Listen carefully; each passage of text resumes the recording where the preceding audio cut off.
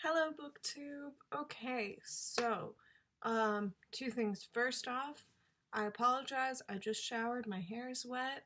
I know it doesn't look great. Second, I want to show off my favorite sweatshirt ever. It's Puma, and I normally don't get, like, name brand things like this, but, I'm a big fan, so I wanted to show it off in a video. Okay. And today I'm here with a review. Last night I finished Never Let Me Go by Kazuo Ishiguro. And I have a lot of thoughts. I don't okay. So I looked at all the like Goodreads reviews to see if I was like crazy or if other people felt the same way. And they have very mixed reviews for this book.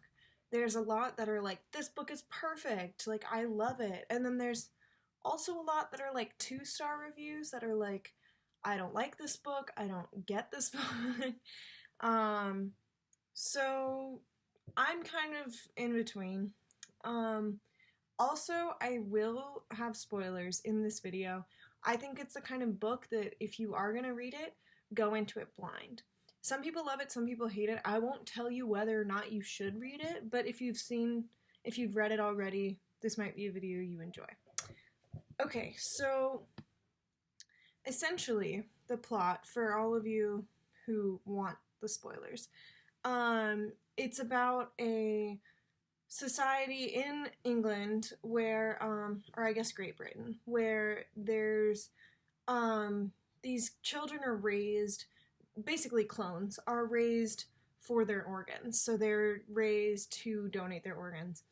And this one, the main character, Kathy H, is growing up in a one of these, like, I don't know, I'd call it a farm. They don't call it a farm, but where they're growing all the clones, kind of.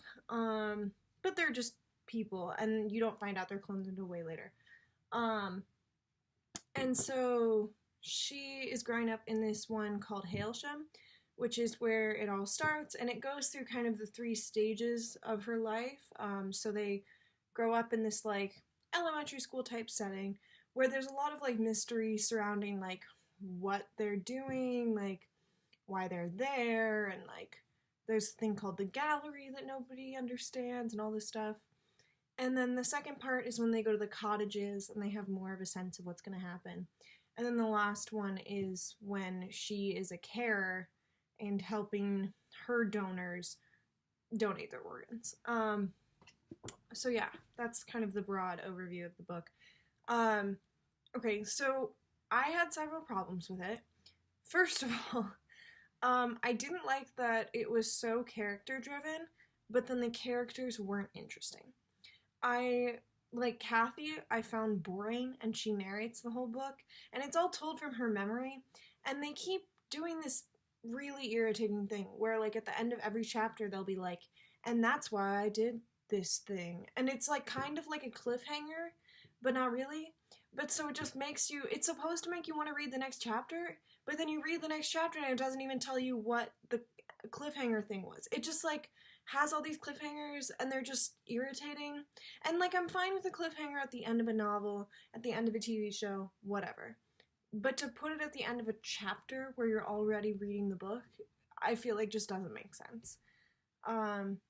Yeah, I also like Ruth is like so irritating. Like I hated her character, and she just like is so annoying throughout the entire book, and she never gets better, but for whatever reason Kathy still likes her, and I don't understand that at all. And then there's a romance between Ruth and Tommy, and I'm like, why? Because neither of them seem to actually like each other that much.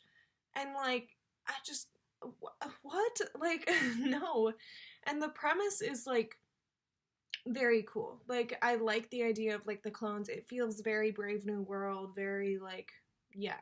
And so I was going into this thinking it was like sci-fi dystopian, but it's not. It's more like a story of kids growing up, and then like, and I think if I had gone into the book thinking that, it might have been more enjoyable for me.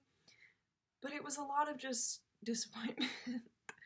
um yeah, and the childhood stuff, like looking back, is like, I guess it's important. Like you go through like when she finds out certain things about her life, but like honestly, like I don't care like who gets in a fight in elementary school. Like that doesn't appeal to me that much. Like these petty little arguments which like it talks about so much, like I don't care. Um yeah. It was fine overall. I think that the biggest problem that I have with it is that they didn't advertise it well because it's advertised as a like more of a sci-fi dystopian thing, but then I don't feel like it fulfills that.